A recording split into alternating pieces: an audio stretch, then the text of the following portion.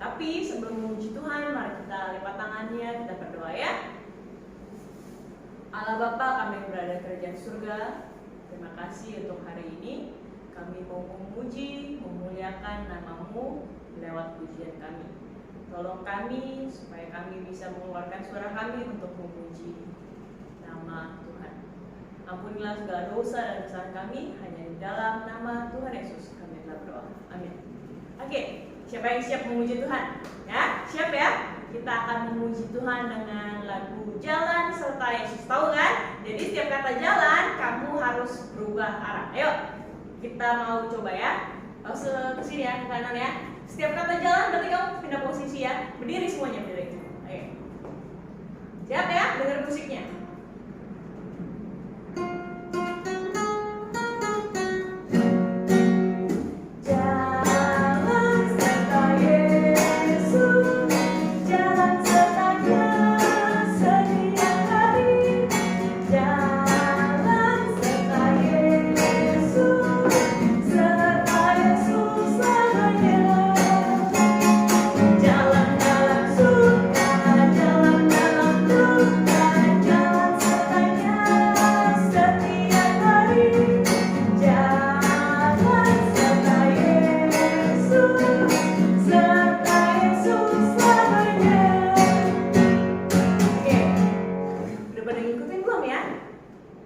Lupa ya.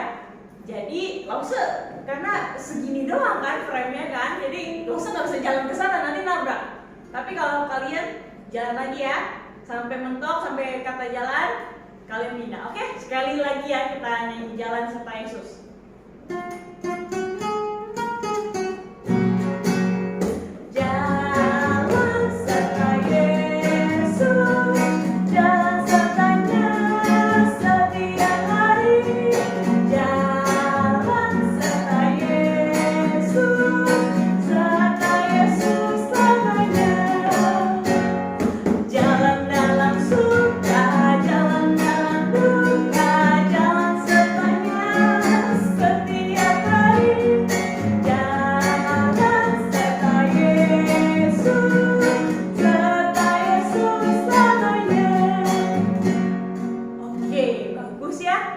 Harus memuji Tuhan dengan semangat. Terus abis itu kita mau nyanyi hanya satu jalan ke surga.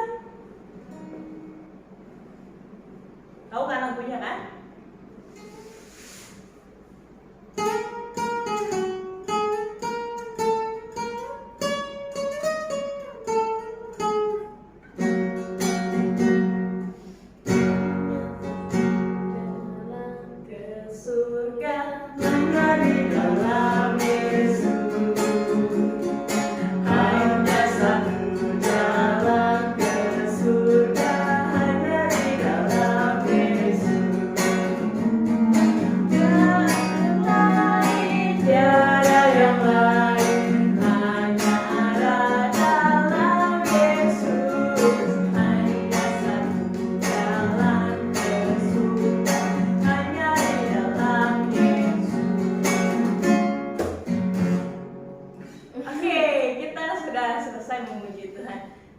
Jadi kita serahkan kepada Lause yang mengajar ya. Oke? Dengarin baik-baik, kupingnya dipasang, duduk yang manis. Oke? Halo anak-anak, kita bertemu lagi dengan Lause anak. Hari ini Lause anak mau mengajak adik-adik untuk mendengarkan firman Tuhan. Walaupun anak-anak di rumah karena tidak bisa datang beribadah, kiranya anak-anak di rumah selalu dalam keadaan sehat ya. Dan kita jangan lupa berdoa kepada Tuhan, mohon kepada Tuhan supaya kita selalu dilindungi ya. Nah, kita bersyukur juga juga Tuhan masih memberikan kesempatan kepada kita untuk mendengarkan firman Tuhan. Tetapi sebelum kita mendengarkan firman Tuhan, kita mau berdoa terlebih dahulu. Anak-anak di rumah bisa ikut Lause berdoa ya. Kalian tentunya sudah tahu bagaimana sikap doa. Mari kita berdoa. Bapa di surga, Bapa yang baik, terima kasih untuk hari ini Engkau masih memberikan kesempatan kepada kami untuk bersama-sama mendengarkan firman Tuhan. Kiranya Engkau yang menolong setiap kami, orang tua kami, keluarga kami, semuanya, supaya senantiasa diberikan kesehatan dan mereka juga dapat percaya Tuhan Yesus bagi yang belum percaya Tuhan Yesus. Ampuni dosa kami yang kami lakukan ya Tuhan, yang kami lakukan baik dengan pikiran, perkataan, dan perbuatan. Berkati juga Lause yang mengajar, agar mengajar sesuai dengan kehendak-Mu. Terima kasih Tuhan, hanya di dalam nama Tuhan Yesus kami sudah berdoa. Amin. Nah, anak-anak, hari ini Lause mau menyampaikan cerita firman Tuhan yang diambil dari Wahyu pasal 9 ayat 13 sampai 21 ya. Nah, anak-anak di rumah kiranya kalian dapat menyimaknya dengan baik ya. Nah, judulnya hari ini yaitu sangkakala yang ke-6 ya. Nah, sesuai dengan judul sangkakala yang ke-6, Lause mau bertanya dulu kepada anak-anak ya. Apakah anak-anak tahu apa itu sangkakala ya? Nah, anak-anak Lause memberitahukan kepada kalian lewat cerita firman Tuhan ini ya, apa itu sangkakala ya. Sangkakala itu pada zaman sekarang juga bisa diartikan dengan terompet ya. Nah, apakah anak-anak pernah melihat terompet atau sangkakala? Nah, terompet pada zaman dulu dalam perjanjian lama dan itu digunakan pada saat persiapan untuk perang ya, dan juga digunakan pada saat penobatan raja ya.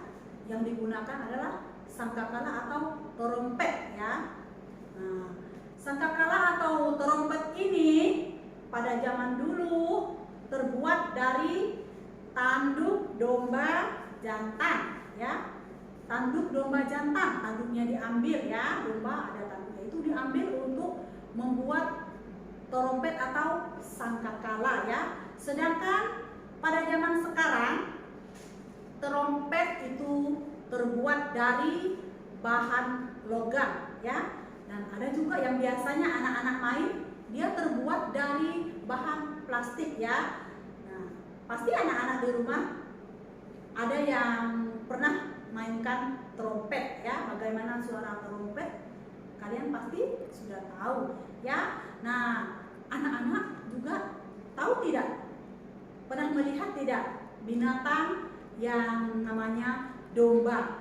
Nah, domba itu kalau kita lihat hampir mirip dengan kambing ya. Domba diambil juga bulunya untuk bahan kain. Nah, tanduk domba itulah yang pada zaman dulu dibuat jadi sangkakala untuk ditiup atau terompet pada zaman sekarang. Nah, anak-anak dalam cerita firman Tuhan kali ini kita ya, anak-anak di rumah bisa membaca ya, membaca Alkitab di rumah masing-masing yang tadi diambil dari Wahyu pasal 9 ayat 13 sampai 21 ya. Nah, firman Tuhan kali ini anak-anak bisa menyimaknya dengan baik. Nah, berawal dari Yohanes ya. Yohanes menyaksikan apa yang akan terjadi ya ketika kekuatan jahat dilepaskan oleh Tuhan.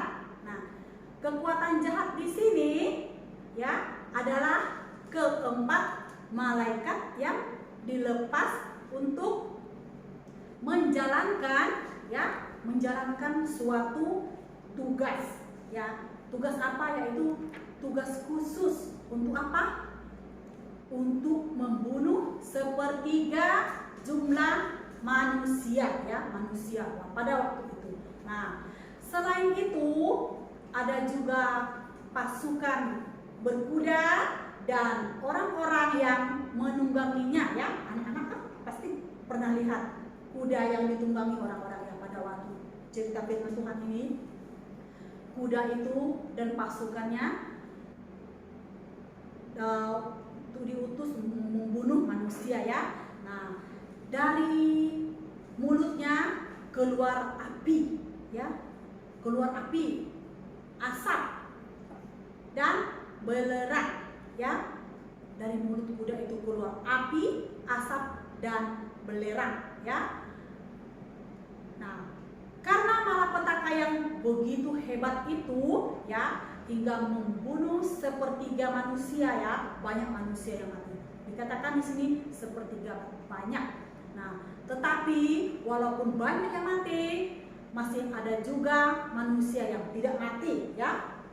Ada yang tidak mati, tapi mereka tidak mau bertobat dari perbuatan jahat mereka, ya. Mengapa mereka dikatakan jahat?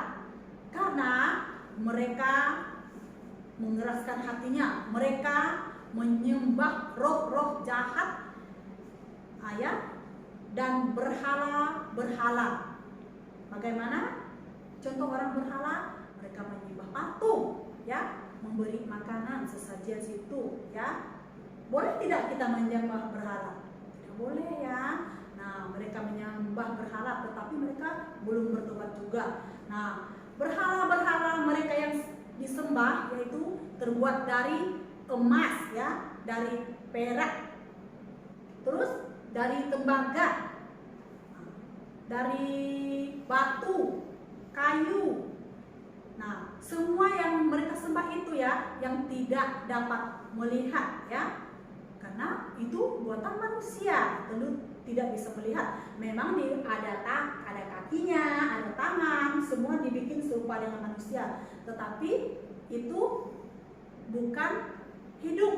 Nah, itu tidak bisa berjalan dan mereka tidak bertobat dari pembunuhan, dari cabul, ya, dari sihir dan mencuri. Itulah yang mereka lakukan semuanya, ya. Mereka sudah berbuat dosa, ya.